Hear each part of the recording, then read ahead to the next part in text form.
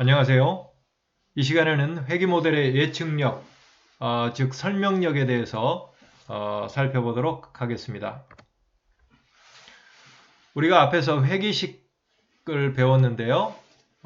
회귀식을 우리가 확보하게 되면 회귀식을 기초로 해서 특정한 개인의 y값을 예측하고 싶다. 이럴 경우에요. 이제는 그 개인의 x값을 알게 되면 그 x값과 동일한 x값을 갖는 개체들만의 y값의 평균을 계산한 다음에 그 값으로 그 개인의 y값을 예측해 준다. 이렇게 우리가 배웠죠. 네, 이 그래프로 표현하면 x와 y 사이에 다음과 같은 관계가 있는 거로 표시가 된다면 여기에서 이제 이 삼포도를 나타내는 이 부분을 가장 잘 대표할 수 있는 회귀선을 하나 찾았고요. 그 회귀선을 나타내는 회귀 함수도 확정이 된 상태란 말씀이에요. 그럴 경우에 실제 이제 특정한 개인의 y값을 알고 싶을 경우에 그 개인의 x값을 달라. 그러면 그 x값을 알면 그 동일한 x값을 갖는 모든 개인들의 y값들을 평균 내서 이게 이제 여기에서 꺾어지는 이 y hat 값이 바로 그 음이라고 그랬습니다. 그 y hat을 가지고 그 그룹에 속한 그 개인의 y 값을 예측해 준다. 이렇게 이제 얘기를 했습니다. 자, 그 경우에 이제 실제 그 A라고 하는 그 개인의 Y 값이 이 값이라면 이만큼이 아마 이제 에러로 남게 되겠죠. 자, 이걸 이제 전제로 해서 회귀 모델의 설명력을 우리가 생각해 보기 위해서 좀 더 이제 기초적인 예측에 대해서 한번 생각해 보도록 하겠습니다.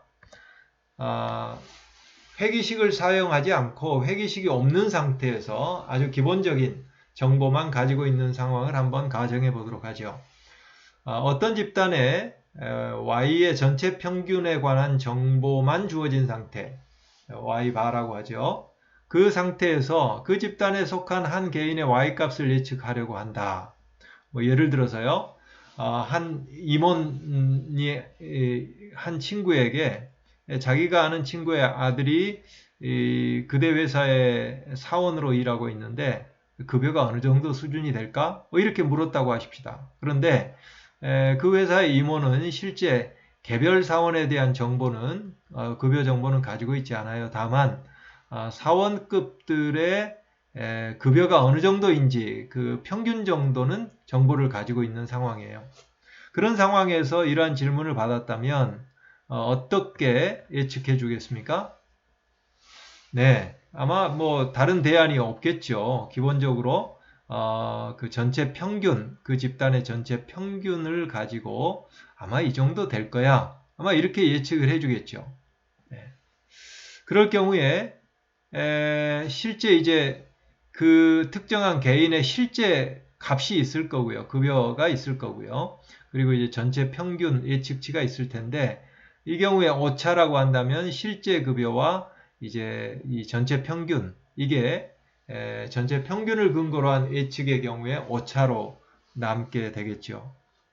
자, 아주 이게 이제 기본적인 정보를 가지고 예측해주는 기본 백본에 해당하게 되는데요. 반면에 이보다 이제 좀 더 진일보한 게 회귀식을 활용한 예측이 되는 거죠. 회귀식을 기반으로 해서 특정한 개인의 y값을 예측하고자 하는 경우에는 이미 회귀식을 통해서 y와 연관성이 있는 x에 관한 정보까지 확보한 상태고요. 그 x와 y 사이의 관계를 회귀식으로 이미 정리해 놓은 상태가 되는 거죠. 자, 이런 조건일 때 다시 말하면 x에 관한 정보까지도 이제 주어진 조건이에요. 그렇다면 그 집단에 속한 개인의 y값을 예측하려면 어떻게 할까요? 조금 전에 들었던 예로 치면 그 임원은 이제 근속 연수별로 사원들의 급여의 평균 정보 정도를 알고 있습니다. 앞에서는 사원들의 전체 급여 평균만 알았지만 이제는 좀 더 세분화해서 근속 연수별로 사원들의 급여 평균 정보를 알고 있다. 이런 경우 같으면 그러한 친구의 문의를 받고 어떻게 답하시겠습니까? 네, 아마도 이 이모는 같은 근속 연수에 있는 그러한 사원들의 급여 평균을 가지고 그 사원의 급여를 예측해 주겠죠. 그래서 그렇게 질문한 친구에게 그 사원이 회사에 몇 년 정도 다녔지 하고 물어보겠죠. 그렇다면 근속 연수에 관한 정보가 주어지면 이제는 동일한 근속 연수를 갖는 그러한 사원들의 급여의 평균 값으로 예측해 줄 텐데 이게 이제 회기식에서 나온 y hat 값이 되겠죠. 그래서 이렇게 해줄 경우에는 실제 근속연수와 급여 사이에 연계성이 있다는 전제로 보면 이제는 y값 전체 평균 y바를 가지고 예측치를 제시하는 것보다는 정확도가 좀 더 올라가지 않겠습니까? 그리고 이 경우에 오차는 이제는 본인의 실제 급여에서 본인과 동일한 근속 연수인 사원들의 그러한 급여 평균과의 차이가 오차가 되겠습니다. 이 경우에는 이제 전체 평균을 근거로 했을 때 오차보다는 이 오차가 좀 더 줄어들었겠죠. 이게 바로 회귀분석의 실용적 장점 중에 하나라고 볼 수 있는데요. 바로 이 전체 평균을 가지고 예측했을 때와 이제는 Y와 연관이 있는 X에 관한 추가적인 정보를 가지고 동일한 X값을 갖는 개체들의 Y값의 평균으로 예측해주는 이 두 가지 경우를 대비시키면 우리가 회귀 모델의 예측력 혹은 설명력이 어느 정도인지 그 개념을 또한 이해할 수 있고 그걸 계산할 수가 있을 것입니다. 자, 여기에서 그래프로 한번 표시를 한번 해보도록 하겠습니다. 자, 회기식을 사용하지 않고 전체 평균으로 표본에 속한 특정 개체의 y값을 예측하면 해당 개체의 y값과 전체 평균 사이의 편차, 즉 yi-y바가 오차로 남는다. 이렇게 말씀을 드렸고요. 그래프로 보면 실제 이 yi 값과 전체 평균 값 사이의 차이 yi-y바가 이 전체 평균을 근거로 예측할 때 오차에 해당한다. 이렇게 볼 수 있고요. 그런가 하면 회기식을 기반으로 해서 이제는 y hat으로 예측을 해줄 경우에는 결국 오차는 이제는 yi-y hat이라고 하는 오차만 남게 되겠죠. 그러면 이전의 오차에서 지금 오차를 뺀 이 부분은 어떨까요? 다시 말하면 y hat y 바 이 부분은 이전에는 전체 평균으로 예측했을 때는 오차 영역으로 남았지만 이제는 오차 영역에서 벗어나서 회계식에 의해서 예측 가능한 그러한 영역으로 들어왔기 때문에 이만큼 줄어든 오차가 되겠고요. 이거를 회귀 편차다. 회귀식에 의한 예측치와 전체 평균과의 차이, 이걸 회귀 편차다. 이렇게 얘기를 하고요. 그 다음에 이 본인의 원래 값과 yi에서 전체 평균 이 오차 있죠. 이거를 총편차라고 얘기를 하게 되겠습니다. 그렇다면 총편차와 회귀편차와 또한 오차 이들 간의 관계에 대해서 한번 보도록 하겠습니다. 앞에서 설명했듯이 총편차 yi-y바는 회귀편차 이미 설명력 안으로 들어간 설명 가능한 영역으로 들어간 y hat y바와 플러스 여전히 회귀식을 썼지만 여전히 오차 영역으로 남아있는 yi-y hat 이렇게 이제 더한 식의 관계가 형성이 될 거고요. 실제 이제 한 개인뿐만 아니고 여기에 속한 모든 개인들도 이제 이러한 식을 설정해 볼 수 있겠죠. 그러면 이러한 모든 개인들의 경우에 총 편차 이거를 제곱하고 다 더해주고요.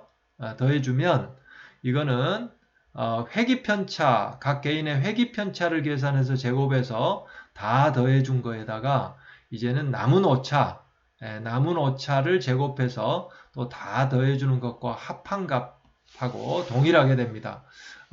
얼핏 보면 양변을 제곱하면 이게 어떻게 같아지겠나 하시겠지만 실제 이 통계에서는 두 텀을 곱했을 때 상관관계가 없을 때는 0으로 가는 특성들이 있기 때문에 실제로 이 관계가 이미 증명이 된 확인된 관계라는 것을 참고하시면 되겠습니다. 그래서 여기에서 총편차 제곱의 합을 총제곱합이라고 얘기를 하고요. 총제곱합.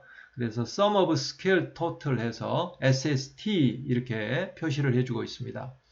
그리고 회기식을 씀으로 해서 이제는 예측 가능한 영역으로 들어간 부분 회기편차 제곱의 합을 회기제곱합이라고 그러고요. 이거는 sum of square due to regression에서 SSR로 표시를 합니다.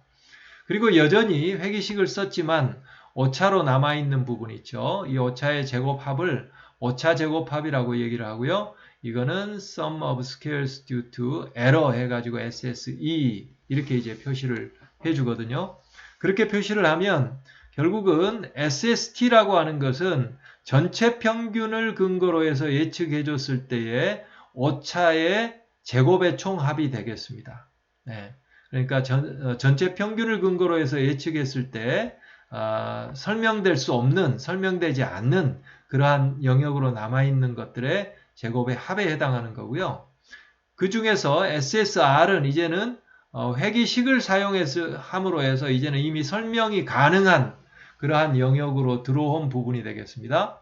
그리고 여전히 회기식을 썼지만 아직도 예측이 정확하게 되지 않는 오차 부분의 제곱합 이렇게 남는 거죠. 그러니까 결국은 전체 평균을 썼을 때의 에러의 총 합은 회기식을 썼을 때 이제는 에러 영역에서 빠져나와서 설명 가능해진 그러한 회기제곱합과 여전히 오차로 남아있는 제곱합의 합으로 된다. 이렇게 이제 얘기를 할 수가 있고요.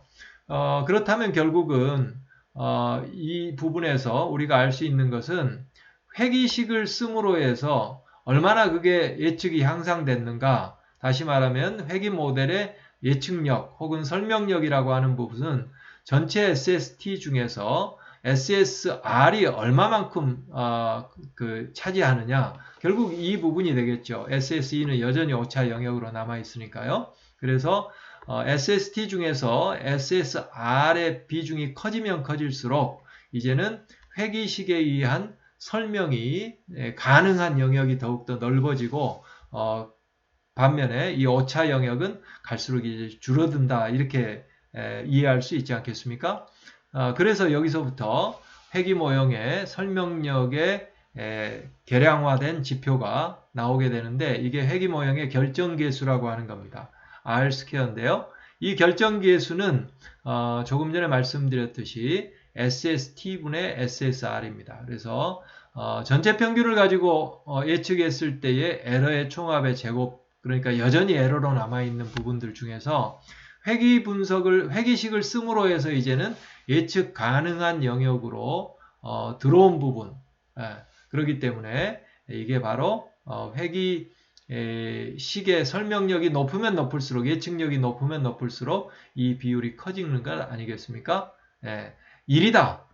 이 R제곱이 1이다 그러면 이제는 회기식을 씀으로 해서 에러로 남아있는 부분은 제로가 되고 모두 다 설명 가능한 영역이 됐다. 이제 이렇게 되겠죠. 이런 경우 같으면 어떤 경우이냐 하면 사실은 앞에 그래프로 돌아가서 보면 이 모든 점들이 이 회기선상에 있을 때에 바로 이 R² 값이 1에 해당하는 경우가 되겠습니다.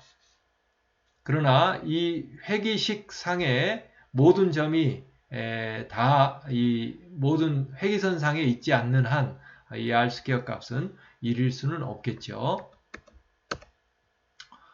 네, 그래서 정리합니다. 회귀 모형의 결정 개수 R제곱이 결국은 회귀 모형의 예측력을 말해주는 거고요. 다른 말로 설명력이라고도 하죠. 데이터에 속한 개체 i의 yi 값을 예측함에 있어서 전체 평균을 사용할 때 예측할 수 없었던 오차의 총 제곱합과 특정 회귀 방정식을 사용함으로써 예측이 가능하게 된 부분, 즉 SSR 이 둘 사이의 비율이라 볼 수 있다. 이렇게 이제 말씀을 드릴 수가 있겠고요. 이게 이제 회귀 모형의 설명력, 곧 예측력이다. 이렇게 이해하시면 되겠습니다. 이 결정계수 R제곱과 상관계수 간에도 물론 관계가 있습니다. 단순 회귀 모형을 돌렸을 때요. 선형 모형이죠. y는 a 플러스 bx라고 하는 그러한 그 회귀 모형을 돌려서 만약 거기에서 돌리고 나면 그 모델에 R제곱 값이 나오겠죠. 이 R제곱 값이 계산이 돼 나오겠죠. 이 R제곱 값은 뭐와 같냐 하면 이 x와 y의 상관계수의 제곱값하고 동일합니다. 물론 이제 이게 단순 회귀 모형의 경우에 얻어진 R² R제곱값이 그렇다는 거고요. 이게 이제 x가 여기에 많아지는 다중회귀 분석을 돌렸을 때는 또 얘기가 달라집니다만은 x가 하나 포함되어 있는 단순 회귀 모형에서 얻어진 R제곱값은 x와 y 간의 상관계수의 제곱값과 동일하다 하는 것을 참고로 알아두시기 바랍니다. 자, 정리하면 회귀선과 회귀식에 대해서 우리가 살펴봤고요. 그리고 최적의 회귀선을 선정하는 기준에 대해서 이해했습니다. 최소 제곱법이라고 하는 거 있죠. 그 회귀선을 기준으로 해서 에러텀들의 제곱의 합을 다 계산해 봤을 때에 그 에러텀들의 제곱합을 최소화해주는 그 회귀선, 이게 바로 최적의 회귀선, the best fitted line이다. 우리가 살펴봤습니다. 그리고 상관 분석에 비해 회귀 분석의 장점에 대해서 봤었죠. 물론 이제 모든 장점을 아직 다 보지는 않았습니다만은 그 중에서도 상관 분석은 선형 관계만을 전제로 했는데 회귀 분석에서는 비선형 관계까지도 다 포괄할 수 있다 하는 그러한 장점에 대해서 일단 우리가 봤고요. 회귀 분석에서 회귀가 의미하는 바는 회귀라고 하는 의미는 특정한 개인의 y값을 예측할 때에 이제는 x에 관한 정보를 주게 되면 동일한 x값을 갖는 개체들만의 y값의 평균으로 회귀시켜서 그 값으로 그 개인의 개체의 y값을 예측해 준다. 이런 의미라고 말씀을 드렸습니다. 그리고 조금 전에 회귀 모델의 예측력, 설명력에 대해서 이해를 했습니다. 자, 다음에는 우리가 다룰 부분들과 관련해서 이런 부분에 대해서 한번 생각해 보시기 바랍니다. 지금까지는 이제 두 양적 변수 x와 y에 대한 데이터가 주어질 때 회귀 분석, 단순 회귀 분석이 되겠죠. 회귀 분석을 통해 두 변수 간의 관련성을 검증을 했는데요. 우리가 이제 인과관계가 충족될 조건 얘기했을 때 기본적으로 x와 y 사이에 상관관계가 존재해야 되고, 그리고 역인과관계 가능성이 배제가 돼야 되고, 또한 우연의 일치에 의한 부분들도 배제가 돼야 되고, 그러면서 또한 제3의 변수의 영향을 받지 않아야 된다. 제3의 교란 요인의 영향을 받지 않아야 된다. 이런 얘기를 했는데요. 여기서 이제 제3의 변수의 교란 요인이 있을 경우를 가정해서 그거를 어떻게 이제 통제할 수 있을까 하는 방법. 이 방법을 우리가 이제 다음에 배울 다중회귀 분석에서는 이 문제를 어느 정도 다중회귀 분석을 통해서 해결을 할 수 있기 때문에 이 부분에 대해서 여러분들이 한번 먼저 생각해 보시기 바랍니다. 이 시간 강의는 이것으로 마치겠습니다. 수고하셨습니다.